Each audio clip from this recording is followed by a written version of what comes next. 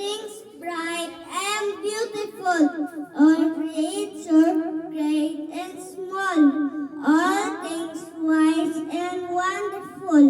The Lord God made them all.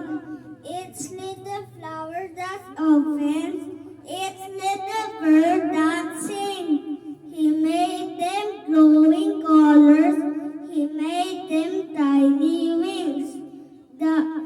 The rich man in his castle, the poor man at his gate.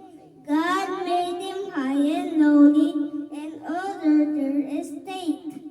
The purple hated mountain, the river running by, the sunset in the morning, the brightness of the sky.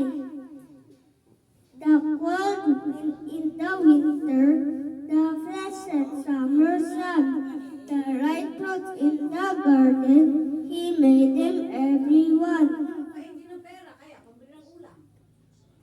He gave eyes to see them, and this be my tale. How great is God Almighty,